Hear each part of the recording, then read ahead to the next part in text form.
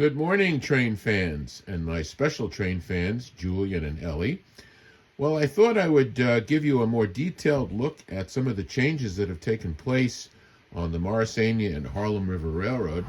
So one of the things you can see here, very obviously, is I've added two switches, or I should say really four, two left-handed switches here and two right-handed switches here, so that the outside 036 oval can now electrically and track-wise connect to the inside 031 oval.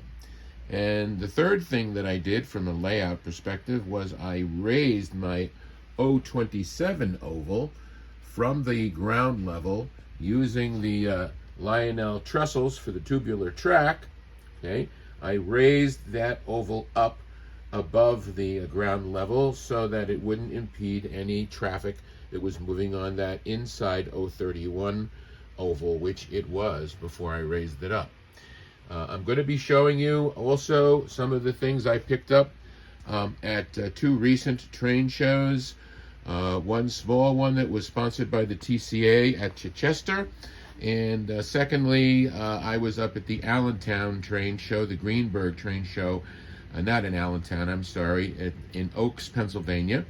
And we'll be looking at some of the things that I picked up there as well. So we'll be right back in a few seconds to take a look at those things. But I wanted you to see the bird's eye view. It's getting a little crowded in there in the middle, as you can see, but I did manage to also get a trolley run going in there. We'll demonstrate that as well. And we'll see you back in a few seconds, so stay tuned.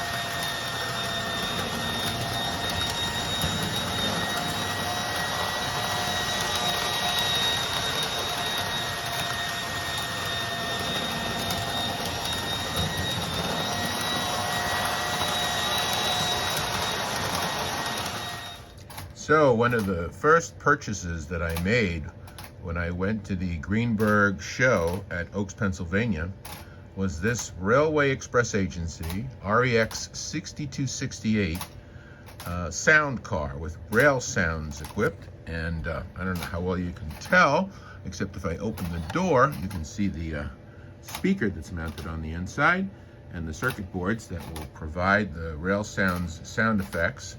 I got this believably or unbelievably for under $50, which is a pretty terrific deal because these go for anywhere from $80 to $120 on eBay.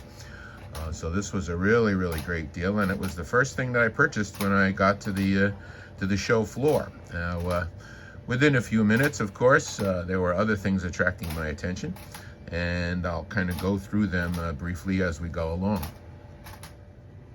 This is the next thing that I picked up for also a very reasonable price.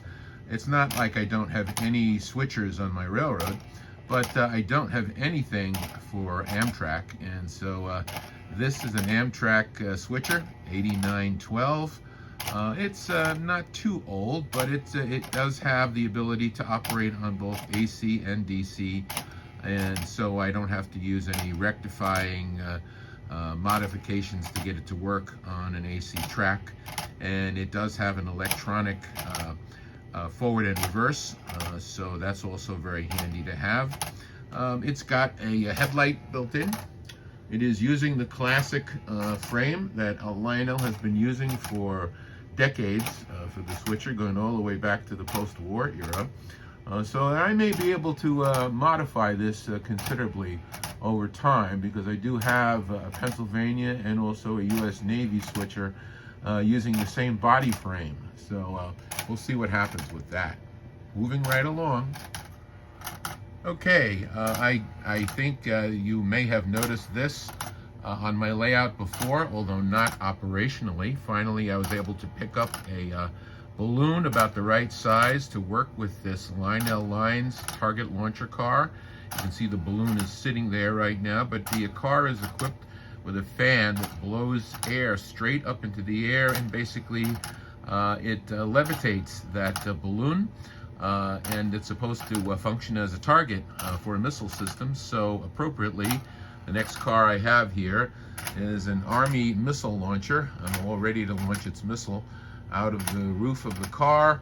And right behind that, we have the classic Lionel explosives car that actually, if you hit it with something, all of the sides and the roof of the car will fall apart. Although I've got this one where that's not going to happen, because I don't plan on blowing the car up. So it's gonna stay the way you see it.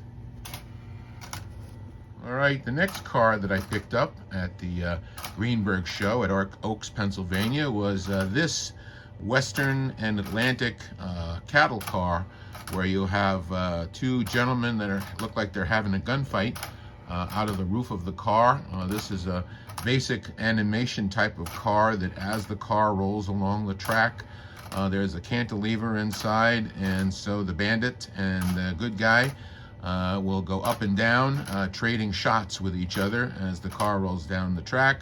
I find this a lot of fun to watch and enjoy. It's a revision of the car, so it's really in pristine condition.